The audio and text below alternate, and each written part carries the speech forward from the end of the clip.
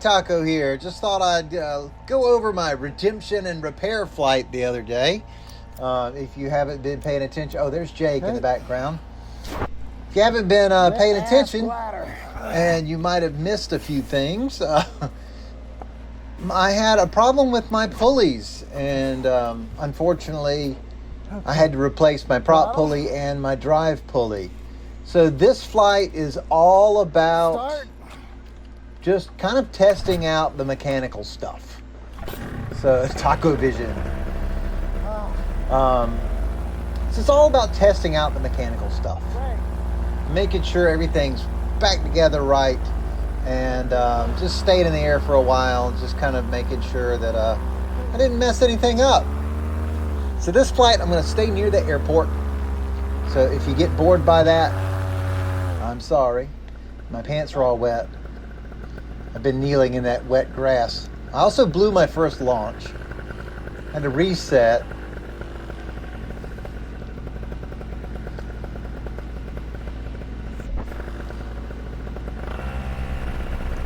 And of course, I had my lines on backwards. So I had to reset my lines. There's no wind today, which is why I blew my first launch. It's absolutely nothing.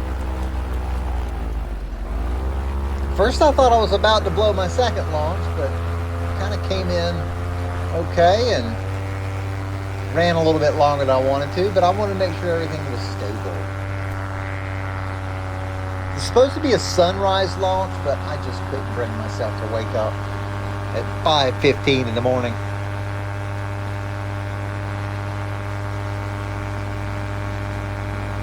It was just a beautiful, beautiful morning. And amazing, we were supposed to have clouds covering like 95% of the sky at 700 feet. We got to the airport and it was just clear.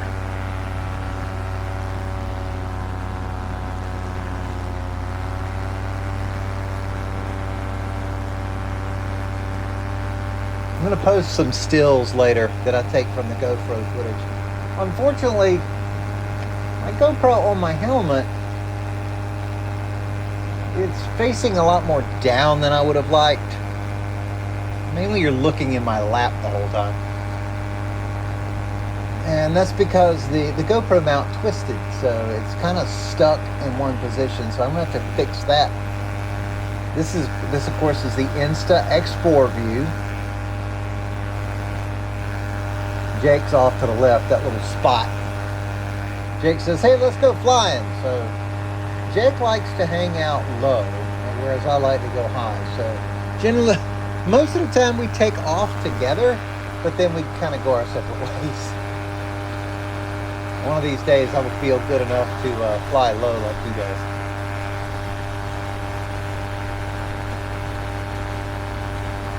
I'm not sure what I'm doing. A lot of movement going on.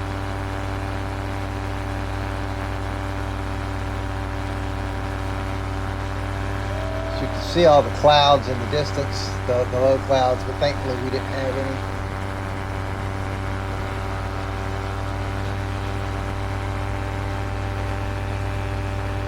And like I said, I'm staying over the airfield.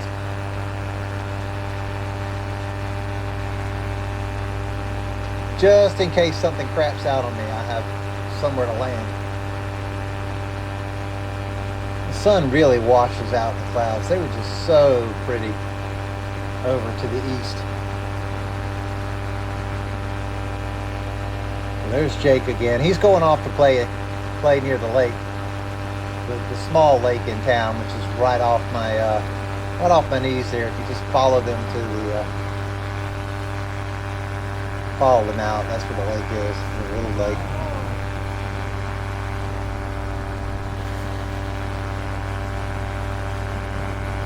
And I'm really enjoying, you can't hear me make radio calls because the mic gets drowned out by the motor, but I'm really glad I put my push to talk button on the side of my helmet. There you go. That's what it should look like. See, that view's way too bright.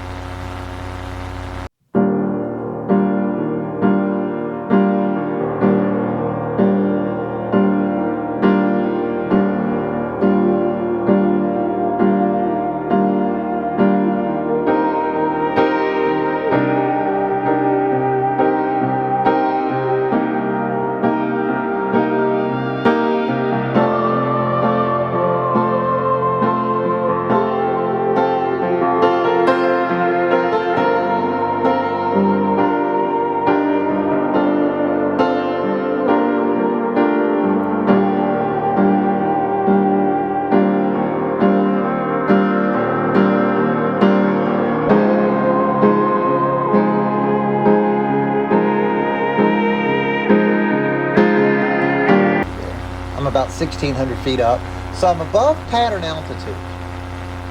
The altitude of this airport's pattern that I fly out of is 1,000 feet. So if you're hanging out around 1,000 feet, you don't need to be anywhere near the airport. And I'm saying something. Of course, I'm 1,900 feet above the ground, so I'm at this point, so I'm just fine. And you notice how much I look around.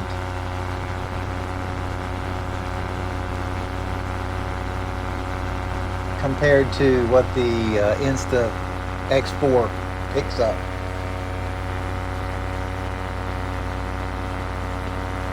That big patch under me, you've seen that before in the fall and the winter. Actually, some trees are growing up. That was supposed to be a housing development. So I'm above 2,000 feet now, so I'm going to go back towards the airport again, just in case something happens. My last flight where my belts tore up, or my belt pulleys tore up, had me a little bit scared.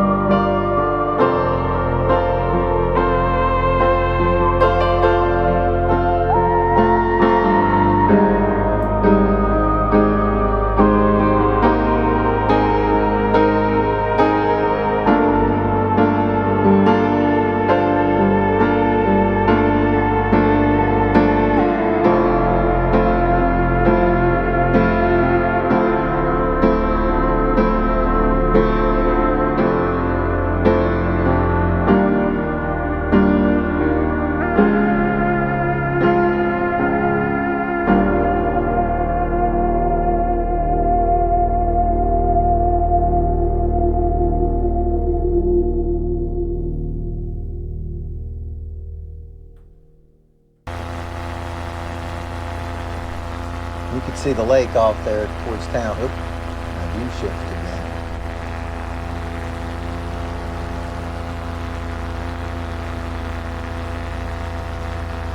Yeah, the lake off there off to my left. You can't see, especially on camera, on the video. I could see Jake playing around down there by the lake. He's got like 3 different kinds of flotation. So I'm not really worried about Jake. The lake off to my right is where the nuclear plant is, so you don't go mess around the nuclear plant. There's no flying restrictions near it, but it's just a good idea not to go near the nuclear plant. Moon straight ahead and up.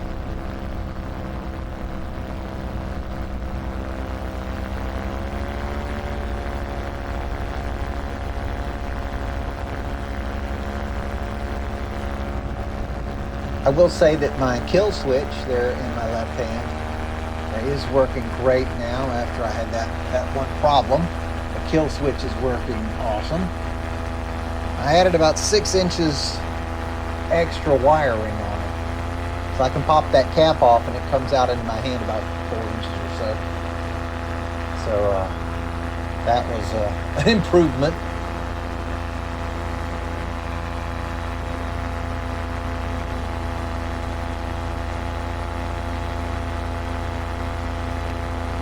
not sure what they're clearing all those trees for right next to the airport. I sure hope it's not another housing development. People like to build houses right next to an airport and then complain about planes. I don't get it. And a lot of airports have been shut down because of that. Yep, I'm pointing at Jake over at the pointing at Jake over down there near the lake in town. Jake's a good guy to fly with. I always get to the airport first and get about halfway set up. Then Jake arrives. He gets set up in about 15 minutes and takes off. And then he hangs around waiting for me to launch. So he's a good person to fly with. We still don't have a way to talk to each other though. I have the aviation radio, and I think he has one too, but he's not set up to transmit. He can listen.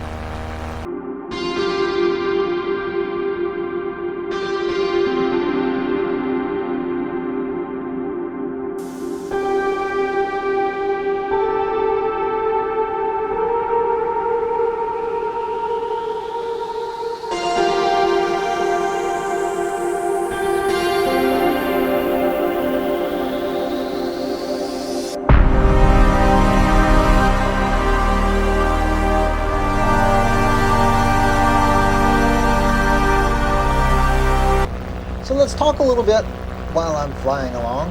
Let's talk a little bit about the PAP hub that I'm trying. The biggest difference between it and the Iris Infinity, or excuse me, the Iris Quickie, the biggest difference is on the Iris, the pins that hold the prop on are on the hub part, so they don't come off the paramotor.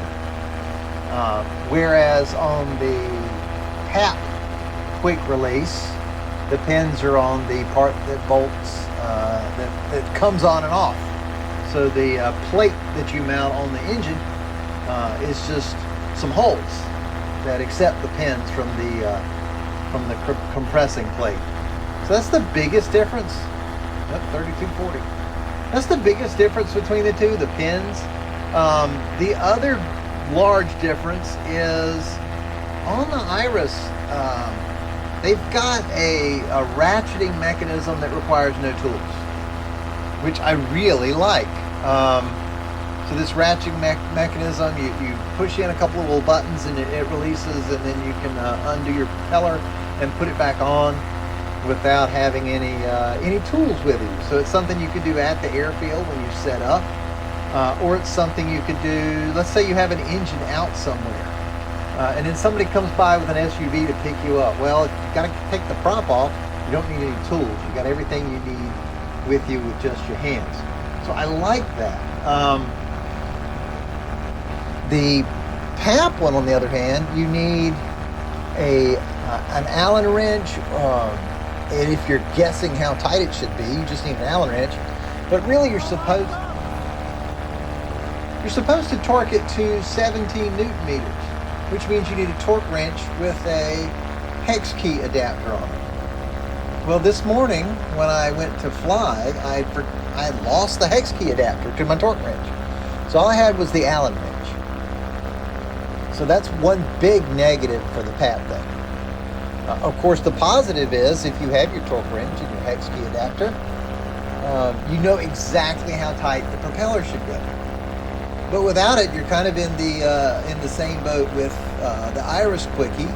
If you're just using the Allen wrench on your PAP, you're not sure how much to tighten it. And on the Iris Quickie, same thing. I tightened mine until I couldn't turn it anymore. That was the easiest way to do it. So, do I like it? Yes, I like it. I think I still like the Iris Quickie better, just because I don't have to worry about tools. One less set of tools to have to worry about when I'm putting my paramotor together.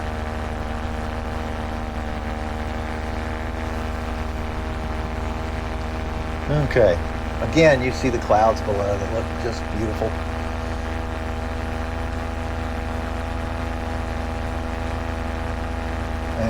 Ahead of me there's a football field, there's 2 schools, that big long, that wide twisting road. Yeah, I'm pointing out different landing areas. So what you can't hear me say is I've got a lot of outs. If I had a motor out at this point, there's several fields I could land in. I might even be able to turn around and get back to the airport. There's a couple of fields right down there I could land in. I'm pointing out one across the road. There's that big round one, which is next to the football stadium. I know there's no power lines in there because I've flown low next to it before. So I know there's no power lines in that field. That one straight in front of me, kind of off at an angle behind the buildings on the main road. So there's one there with no power lines across it. I'm not sure what that is directly under me or what it's going to be. Just stunning. I'm trying to hold 2,900 feet. It's getting to 3,000.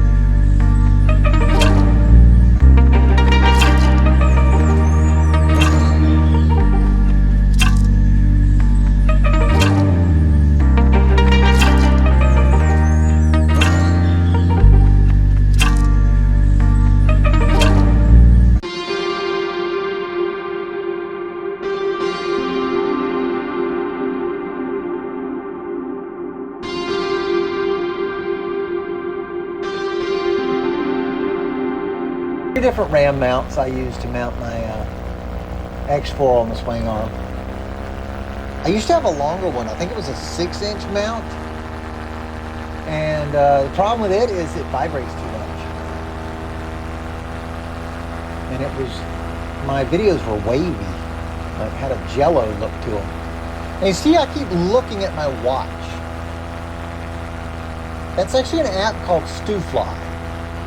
And the app tells me my altitude, it tells me how far back it is back to the airport, how long I've been flying. There's even a vario built into it, so it tells you how fast in feet per minute you're going up and down.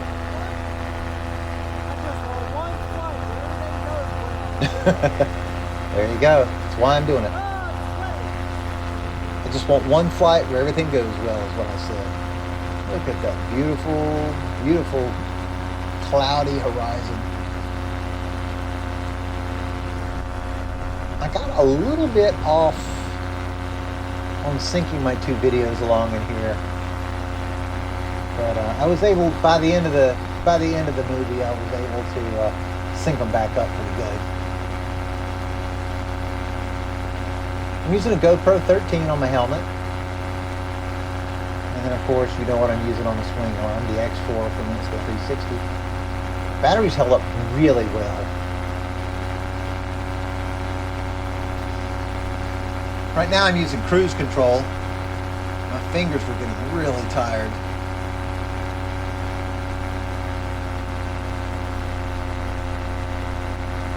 Well, the bad thing about cruise control, I'm turning it off, so that takes the cruise control off and I'm taking over again. The only bad thing about cruise control, once the thermals build up, if you had a bad enough thermal and you took a collapse, you've got to let the power off quick so it'll recover. So I don't like using the cruise control in hot weather. I haven't had a collapse, and thank goodness, because I'd probably shat myself. But you got to be able to get off that power. And at this point, you see me scrolling around on Gaggle, it's because I've lost where I am. I bumped something, and I don't know where I am. So I was trying to find the zero in on you thing. I finally found it on the right-hand side. It's a little kind of set of crosshairs. And I found where I am and where Jake is. Jake's still near town. I did make it to 4,000 feet mean sea level on this trip. Now that's not height above the ground. So that airfield is 250 or 300 feet above sea level. So 4,000 feet is only 3,700, so pretty close.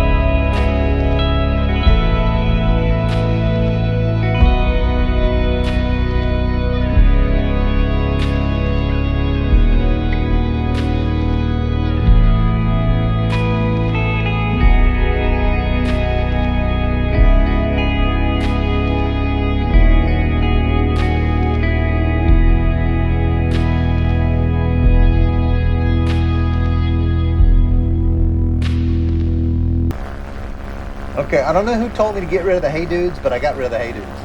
I got those are hookahs or hookahs. Got those on clearance at REI. $100. I really like them. They're nice and comfortable. Pretty light too.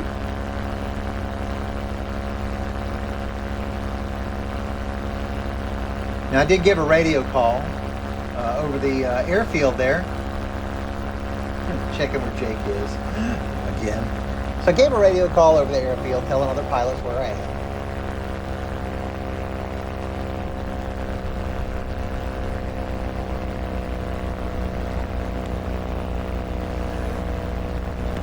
And at this point I'm pretty happy. It's still not bumpy very much at all. So the thermals weren't really kicking off yet. It's a very smooth flight.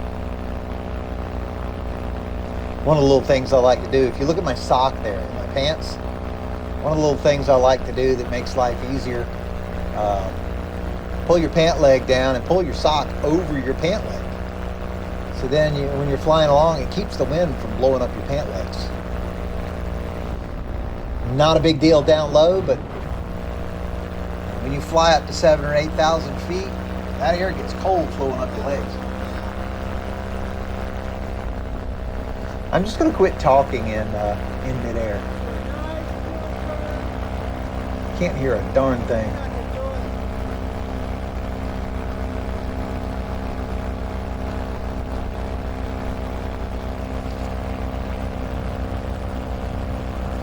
Notice I'm turning, but I'm not pulling any brake at this point, I don't think. I've got my arm up, but I'm not pulling any brake. Just by leaning to the right, or basically pushing down with your right butt cheek, just by leaning to the right, putting some pressure on the right-hand side, is enough you can actually make a turn. And then same thing with the left side.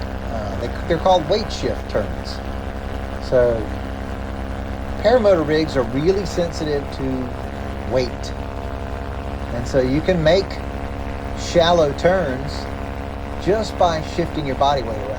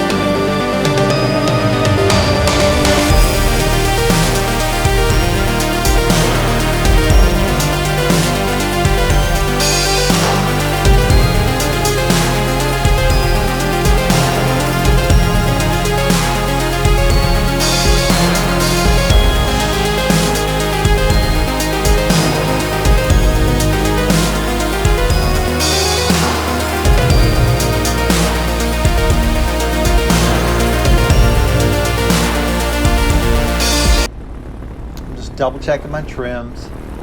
They were out just a little bit from where I took off. So I'm just double checking my trims, thinking about getting set up for landing. I have no idea where Jake is. Yep, I completely lost Jake. He's out by the high school. Yeah, he was all the way across town, there to my left. Yeah, it's getting bumpy. Time to go home. Not a lot of major bumps, just a lot of small ones.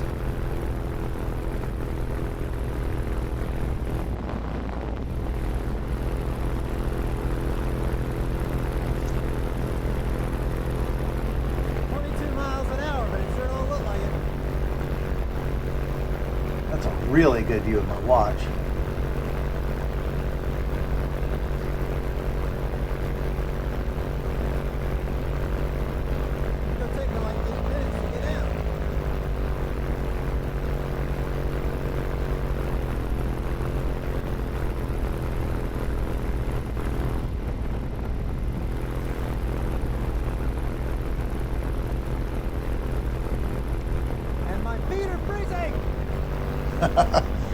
Yeah, my feet are still wet. Everything got soaking wet this morning. The wing had dried off, but my feet were still cold.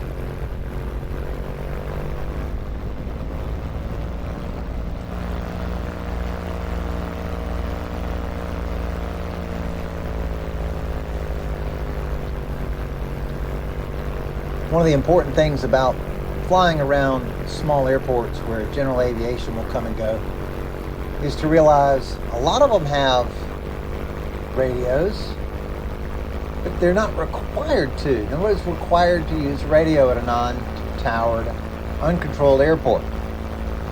So I have a radio,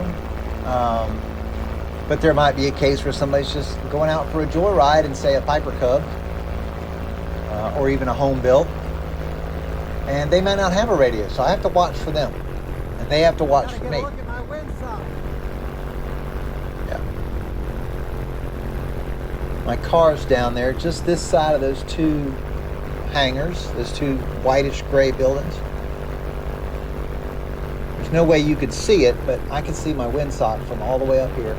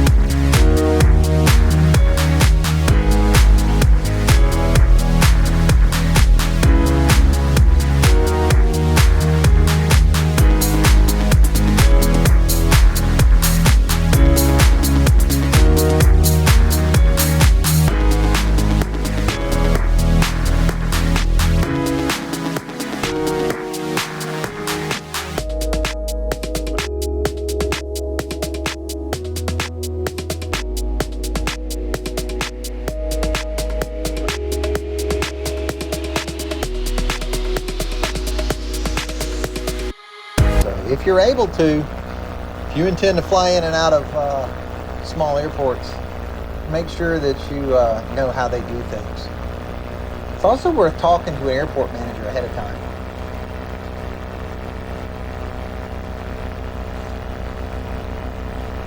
When I first started using this airport, I sat down with the airport manager, and we looked at. He showed me on the map where I should land and take off. He showed me what the pattern would look like. We spent a good 45 minutes or so talking about stuff and making sure that we would all be safe. My left hand, that's my Trevor Steele Game Changer toggle. I really like those things. The only problem I have, the only downside to them, in the winter, you're wearing gloves, getting 2 fingers in and out of there is kind of tough. So just something to think about if you fly a lot in the wintertime.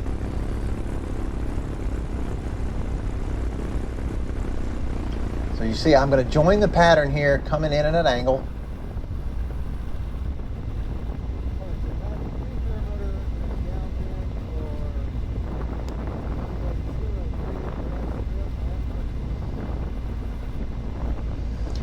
So there's my radio call, joining the downwind leg,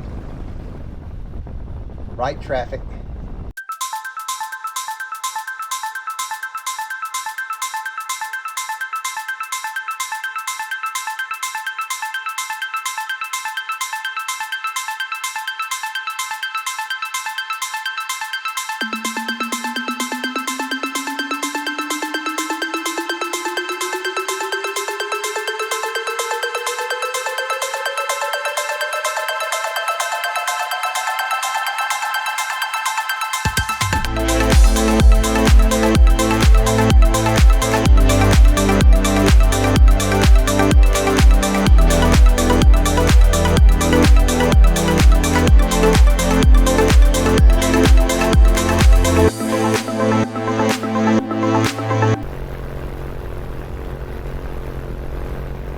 started flight training in a helicopter, and we fly more of an oval.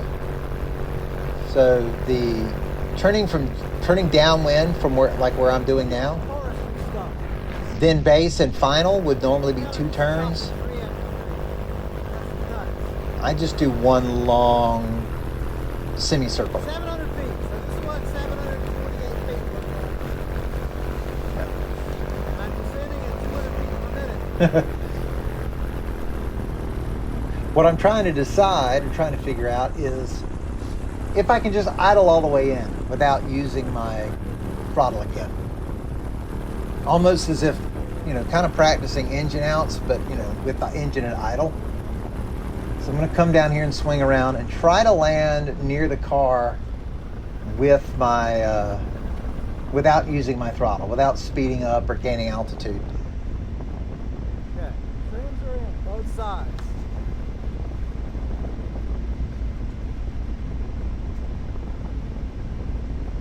Really close up. You can see the stitching in that.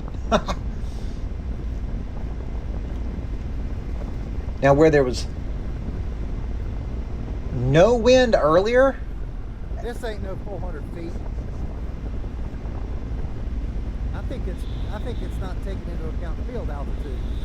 I think I'm only at 150 feet. there's a little bit of gusting from the See right. how good I estimated. See if I can land without using my throttle again. So right now I'm lined up on the grass strip, but you can see there'll be a few gusts and I get blown over the main runway, which is no problem. Because what I have to do is wind up going sort of across the grass strip towards the car. Bumpy and hot. Dude, if I can nail this next to the car, okay, hands full up. Hands full up, looking at the horizon. Talking to myself. I talk to myself a lot. It's gonna be long.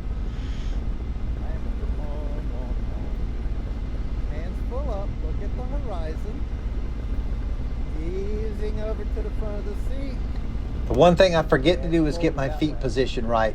Watch my feet position when I come in. Over. I don't have one in front of the other. I'm gonna have to swoop in. Yeah. Okay. Here we go. Whoa! Bump. Bump. Bump. At this point, Okay. one of my feet should be in I'm front of the gonna- other, and they're not. So the engine is off. And you're going to see what Look at the happens. horizon. Look at the horizon. Look at the horizon. Pressure. And whoa! Yep, and that's what happens when you don't have one foot Slippery in front of the glass. other. Okay, I'm fine. Remember, don't go splat. Everything's fine. We're all fine. Ow, my arm hurts.